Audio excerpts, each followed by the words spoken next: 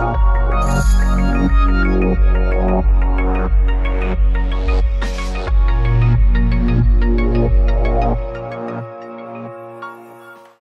everyone, Assalamu alaikum, namaste, sastri akal, namaste. My name is Farheen Khan and you're watching the AZEEZA show. This week, actually, we're going to talk about something that is, I think, a really important topic and sometimes doesn't get discussed as much as it should be. And this is called 3-second divorce, or the idea of Talaq. And so with me today, we have our guest, AZEEZA Javed. You're a filmmaker. Thank you so much for being here. Thanks for having me. No worries. So, AZEEZA, I'm really excited. I know you through some of your work, but maybe you can share with the audience a little bit about who you are. Well, I'm a filmmaker and community artist. I'm also the founder and CEO at Life Sketch Media Inc., which provides video solutions to small businesses and nonprofits. Right. But as a filmmaker, I mostly work on documentary films that deal with different social justice or equity issues. Mm-hmm. And I know you. This isn't the first time you're on the AZEEZA show. You were here before as well, so welcome back. I should say that. Thank you. There's a new film that's actually coming out, or that's just that you just released. My apologies. So, what exactly is that all about? So 3 Seconds Divorce is my latest documentary. It made its international premiere at Mumbai International Film Festival, and it was here in Toronto at Real World, where it won the Audience Choice Award. Awesome. So I'm very thrilled about that. The film tells the story of Indian Muslim women who led the movement for a ban on instant oral divorce. What that is a tradition which is attributed to Islam, in which a man can just say the word talaq or divorce 3 times. Right. And the divorce is legal, it's valid, and it actually denies women any agency. A woman has no say in the matter. She's often thrown out of the house at that very moment. She's rendered homeless. And on top of that, let's say, as a man in my film says, that he just said the words in anger, right? He just said talaq, talaq, talaq, but he didn't want to be divorced, but he said it. Right. But the community and the faith leaders wouldn't let him continue living with his wife. Right. So they're like, it's a valid divorce. So then they make the wife go through halala, which is that she is married to another man overnight for 1 night, and then this man is supposed to consummate the marriage, which is basically like rape. Right. And then he divorces her the next morning, and then she does the whole waiting period again, and then she's married to her original husband. So this whole process is so demeaning and oppressive, and the very fact that it's still happening in this day and age is infuriating. Yeah, of course. So one of the parts of the film, I understand that you follow a particular woman and her story. So can you maybe give us a little bit of a sense of what that story was? Yes, so they're basically what you can say true narratives in the film. Primary narrative is of Lumna, right. And she was divorced this way by her husband. She had an infant son, and he divorced her and basically threw her out of his house. And was that intentional, or was that out of anger? It was out of anger, but then it was also an use of power. So what's also happening is many men would, marry this way, collect the dowry from the woman, and then divorce her. Okay. And then they will bring another wife, collect the dowry, and do the same, and then divorce her. Wow. So they just keep making money this way. So her husband divorced her, and she was asked to go through halala, but she refused. Right. And so it's her story, how she goes through a transformation, and she goes back to university, and gradually she becomes a member of Bharatiya Muslim Mahila Andolan, which is like a larger group of Indian Muslim women's reform movement, right, who work at grassroots with Muslim women, and they also were at the forefront of advocating ban on this particular law, right, and they're generally for overall reform of Muslim personal law. So she joins that movement and finds her voice. But activism isn't easy. No. The women who are at the forefront of raising voice on any issue, they face a lot of financial hardship, sometimes social exclusion. It's emotionally challenging. So it's all that process that she goes through, and film tells that story. Right. Yeah. And it's a 3-year journey, right? It is a 3-year journey. We did follow her 3 years. Yeah. Wow. So if I can ask you, like, what inspired you to do this film? You know, this whole instant oral divorce, or triple talaq as it's called, it has bothered me for a long time. Like, I just can't believe that it's part of my faith system, and it has been practiced as such. Right. So it's been unacceptable to me as a Muslim, as a woman, and at that time as a citizen of India. I was like, you know, all the legal departments are accepting it, faith leaders are endorsing it, but you know, look at what is this doing to women, you know, and this is not just. So this cannot be right. And I knew, you know, I heard about certain relative going through this kind of divorce, and I saw the effect on them, and I would read stuff about this. So I remember, you know, when I was in school at that time, and I heard about this stuff, and all I could do at that time was write a letter to the editor, and that's what I did. I was like, this should be abolished. You know, it was a very passionate letter to the editor. And unfortunately, so many years later, here I was as a filmmaker, and this was still going on, still impacting women's lives. For sure. And I felt like now I have this powerful tool, and that I could do a bit more. I could show what effect this has on women, but I could also reclaim a bit of agency for Muslim women overall and say we have our own solutions to our problems. We need allies, but you know, Muslim women have a voice. So I could amplify that as well. So which is what the whole journey of making this film has been for me, and that's what's motivated me. That's wonderful. Well, thank you for doing this. I mean, you know, I'm sure it hasn't been easy. I'm really curious, like, what has been the response from people? How have people sort of taken the film? It's actually doing good. Ever since we started now, we had a screening in UK, London recently, and I'm getting requests from Kenya, Pakistan, from wherever there is a substantial amount of particularly Sunni Muslim community, and it's being practiced, whether it's accepted by legal departments or not, even here in Canada, because if certain people believe it's a part of their faith, then they accept it, So I'm getting all those requests for screening, and I think there are lots of screenings lined up for next year, inshallah. Okay, great. Excellent. And have you felt any sort of backlash or anything? You know, I would say, like, there is more obvious backlash. I mean, I remember when I had at one point thought I would do a crowdfunding campaign, and I was still working on the film, and Times of India, which is the largest national daily in India, published my interview, and I was badly trolled online. I was called a whore, I was called a jihadi bride, because what happens, my work takes on various levels of oppression. I'm not just saying that this is what's happening to women in the community. My work is very layered. It also talks about how general anti-Muslim sentiment in a society makes it even more difficult for Muslim women to get their rights. So, and I said so much in my interview. So what happened, I started getting this from both the sides.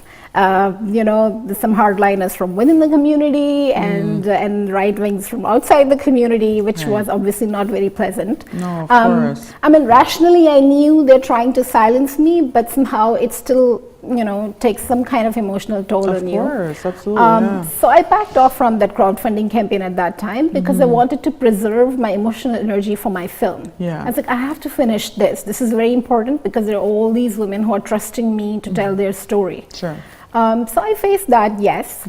But, you know, there's other kind of resistance that you see which is not very visible. There are certain spaces that will not celebrate your work. They will not champion you as theirs because you're doing certain kind of work. You know, are not welcome in certain spaces, Right.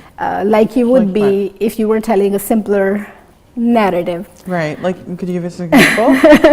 I don't know. I mean, you might have seen this too. Like I mean, and I think it's pretty universal. Like every space or every institution has a certain agenda, Right. and they just want to glorify work or artists Of their own. which kind of aligns with that agenda. And Right, if you're right. making work that does not align with anyone's agenda, Yes, then you're not gonna- basically on your own. So For sure. so I have done a lot of pushing on this on my own. Right. But the beauty of it is that my biggest supporters have been the women. That's great. You should have seen the audience at Real World. Women drove from Brampton, Mississauga, from everywhere, Excellent. and they voted for the film. So that's all I need. That's wonderful. Well, we're going to take a quick break, and then we'll be back. Okay, we'll be back right after this.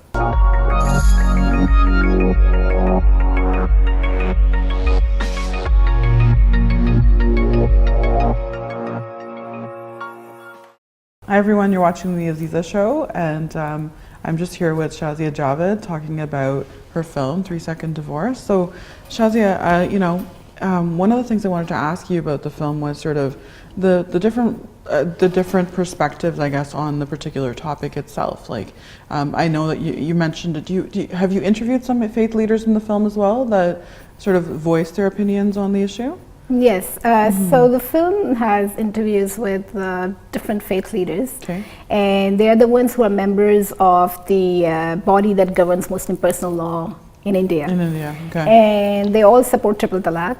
Okay. They all support halala as it exists right now, Really? external divorce, which is sad and dangerous. Right.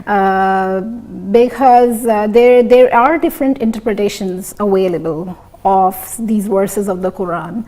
There are gender just interpretations. There are ways to look at text differently, Sure. which makes more sense because as someone, I don't know who, I was reading someone's quote, it's not God if it's not just, right? So, but unfortunately, the predominant voices have been of these faith leaders. Right. And that's something I'm trying to do with my film, to get the people who are either sitting on the edge or who don't believe in this, mobilizing them and encouraging them to speak up because it is so important. Yeah.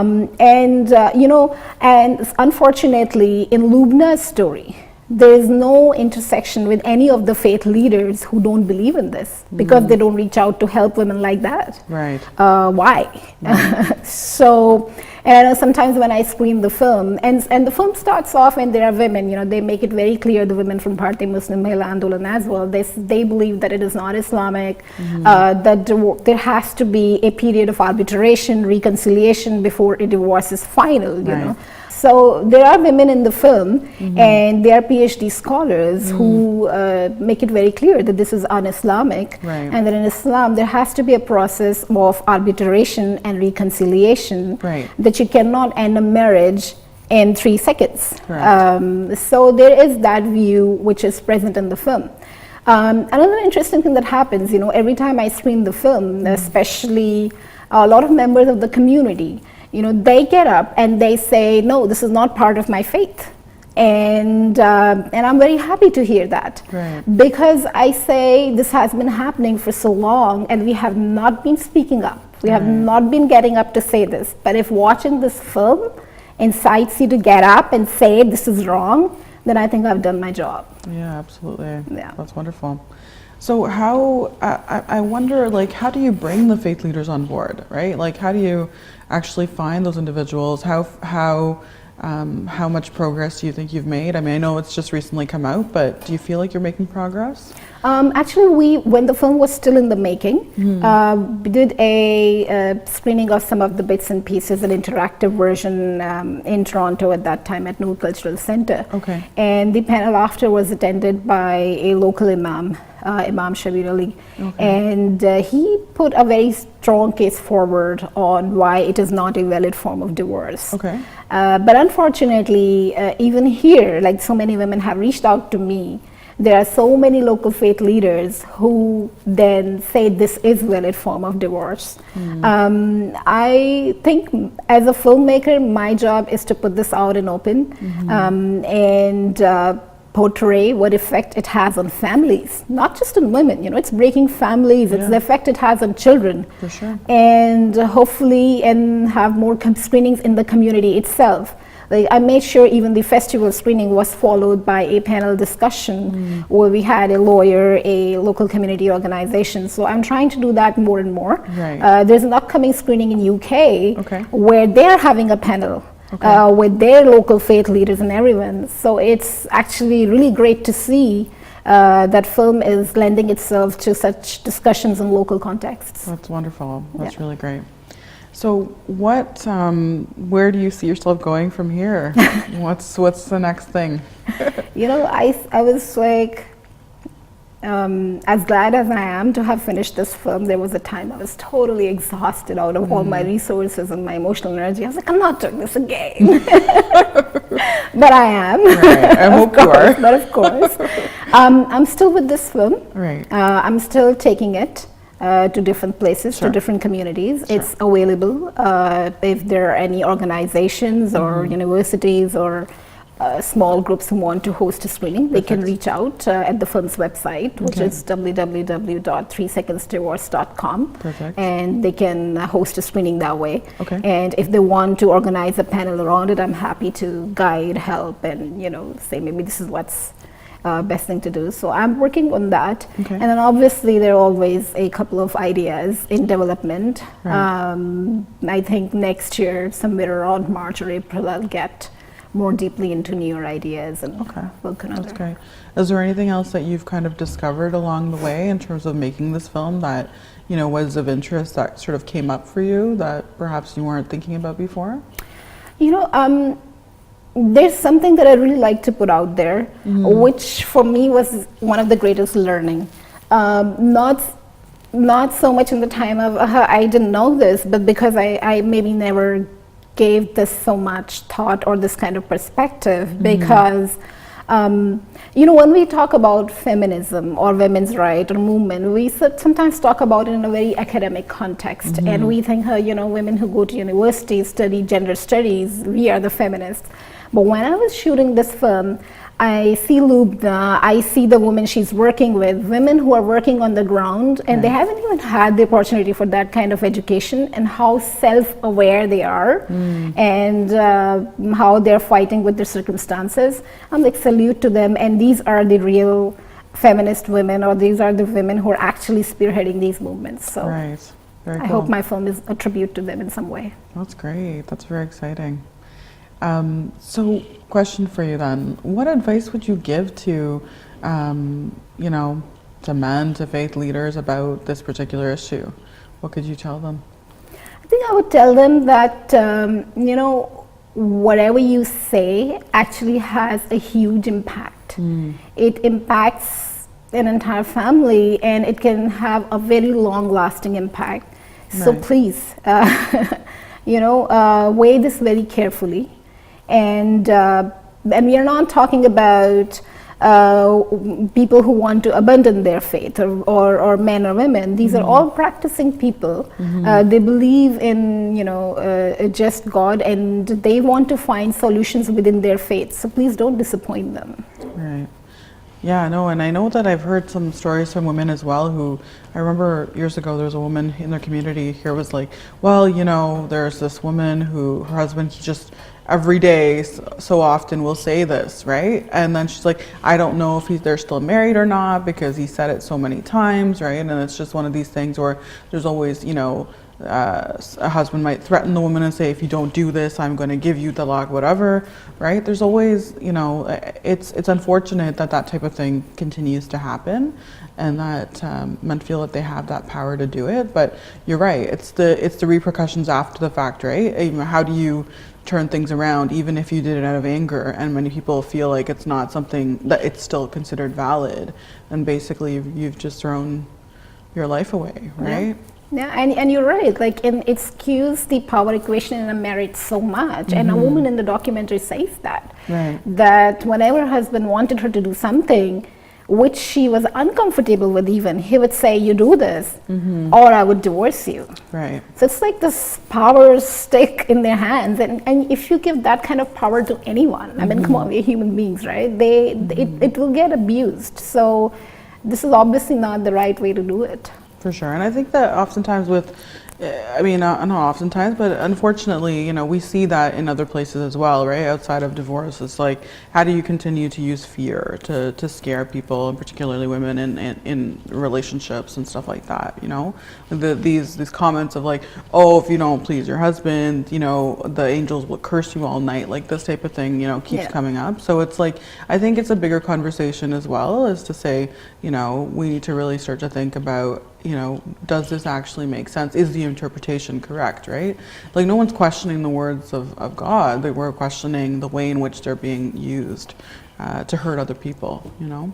Definitely. Yeah. Yes, that is, and which is why I wanted to tell this story, and I wanted to retain the editorial and creative control, because I wanted to maintain that framework, that these are Muslim women fighting to reclaim their Islamic rights. Right. These are Muslim women fighting to reclaim their citizenship rights. They are not, and not just let it be, you know, co-opted by, you know, some anti-Muslim sentiment or people, you know, who have other agendas. Which is why I think there has been an additional pressure while making this film, because I felt that I had to retain that framework, and rightly so, because that's what the women on the ground believe. Yeah, absolutely. But as we know how easy it is these days for or ever for a work to get co-opted that way. Yeah, absolutely. But I'm really glad that this is 100% my vision and the vision of the women on the ground, and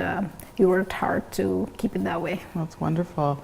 Do you have any sort of so just get, like, I know we don't have a lot of time left, but just curious, like, how did the women feel once they saw the film?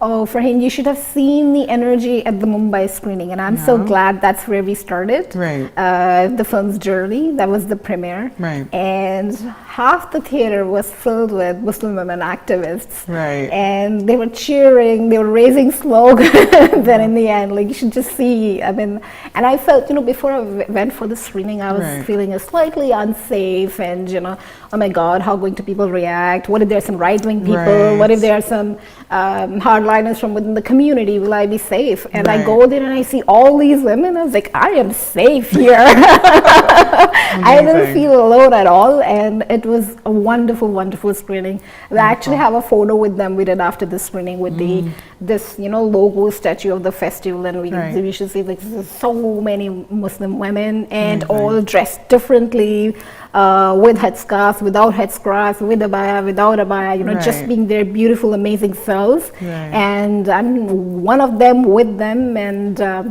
that was, I think, the best reward. Amazing. That's great. Well, I mean, you know, you're doing such great work, and being able to tell the stories of women, and being able to talk about, you know, these topics that are so crucial to talk about, you know, like, it's just, it's really phenomenal work that you're doing, and I just want to thank you for that. Thank you, and I believe you're doing the same, so there's that allyship here. Thanks so much for here. Thanks. Well, we'll definitely try to find a time to screen your film. I'm excited to get some of the women here, but you know, I just want to take a moment to thank you again for your time, and hopefully we'll see you again soon. Thank you for him. All right. Thank you everyone for watching this week. As you heard it, please go and check out 3secondsdivorce.com and learn more about how you can get access to this film. This issue is something that really needs to be amplified and talked about. We need to find a solution. So until next week, take care.